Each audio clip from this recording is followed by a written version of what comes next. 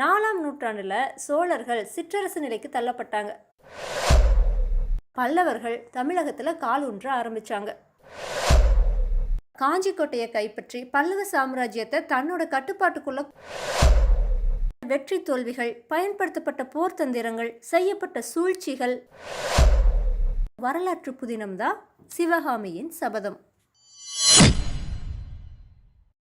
இயேசு கிறிஸ்து பிறக்கிறதுக்கு சில நூற்றாண்டுகளுக்கு முன்னாடியே பெரும் பேரரசை நிறுவனாங்க சோழர்கள்.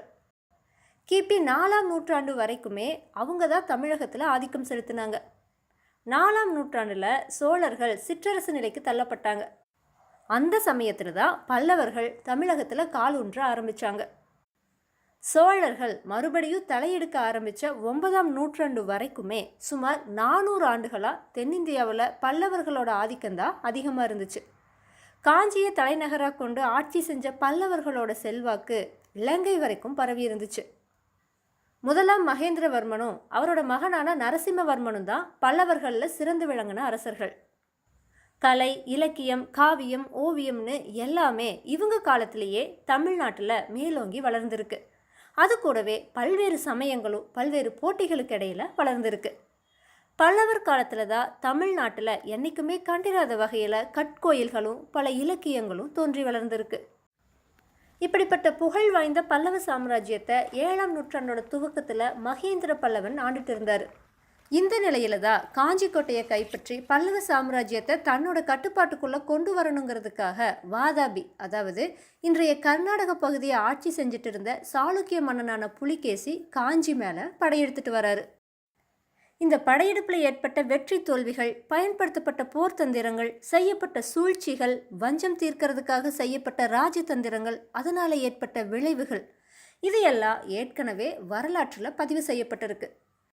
இந்த நிகழ்வுகளை எல்லாம் மையமாக வச்சு தன்னோட கற்பனையையும் கலந்து அமரர் கல்கி அவர்கள் உருவாக்குன வரலாற்று புதினம்தான் சிவகாமியின் சபதம். இந்த கதையோட மிக முக்கியமான கதாபாத்திரங்கள்னு பார்த்தோன்னா மகேந்திர பல்லவர், மாமல்லர் நரசிம்மர், கண்ணபிரான், சிவகாமி, ஆயனார், பரஞ்சோதி, புலிகேசி, இலங்கை மானவன்மன், நெடுமாற பாண்டியன், மங்கையர்க்கரசி, குலச்சிறையார், நாகநந்தி அடிகளார், இப்படி நிறைய பேர் இருக்காங்க. இந்த கதாபாத்திரங்கள் எல்லாம் யாருன்னு நான் இப்போவே சொல்லிட்டேன்னா கதையோட சுவாரஸ்யம் குறைஞ்சு போயிடும். அதனால் கதையில் அந்தந்த கதாபாத்திரங்களை சந்திக்கிறப்ப நம்ம அவங்கள பற்றி தெரிஞ்சுக்கலாம்.